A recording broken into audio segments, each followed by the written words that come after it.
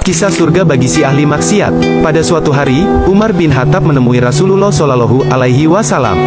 Sambil menangis, "Apa yang menyebabkan kau menangis sedemikian rupa?" tegur Rasulullah Shallallahu Alaihi Wasallam.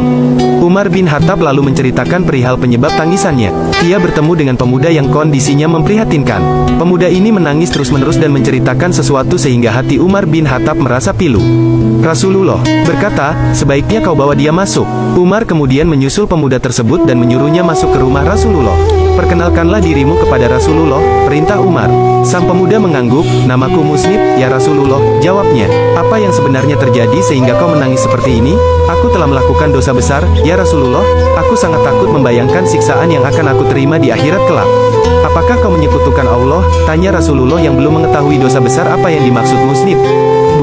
Bukan pula membunuh seseorang, ya Rasulullah," terang Musnib. "Akan tetapi, dosaku ini lebih besar daripada langit, bumi, dan gunung di muka bumi ini."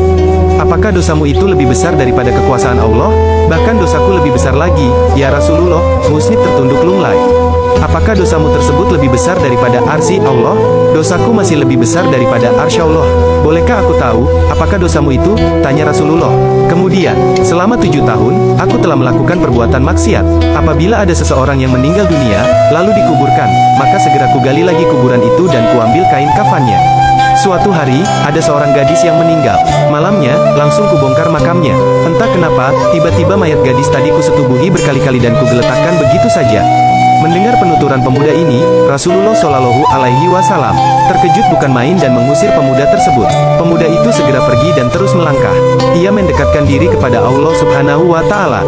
Ia berdoa selama 40 hari dan 40 malam, mengadukan nasibnya kepada Ilahi Rabbi. Di tempat lain, Rasulullah kedatangan malaikat Jibril seraya memberi salam kepada beliau. "Allah Subhanahu wa Ta'ala menyampaikan salam untukmu, ya Muhammad. Dialah Maha Pemberi keselamatan, dan darinya pula kesejahteraan datang dan pada akhirnya akan kembali padanya." Allah bertanya, "Apakah kau yang menjadikan makhluk?" tanya malaikat Jibril. "Dialah yang menjadikanku dan menjadikan mereka," jawab Rasulullah. "Apakah kau yang memberi rezeki mereka?" "Bukan, Dialah yang Maha Pemberi rizki kepadaku dan kepada mereka."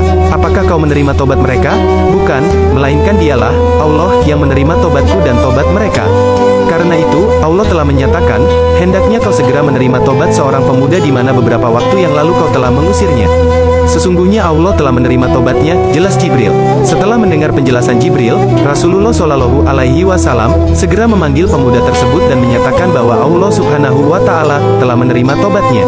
Pemuda itu langsung bersujud syukur. Allah akan membukakan pintu hidayah dan ampunan bagi hamba-hambanya yang benar-benar bertobat dan ingin kembali kepadanya.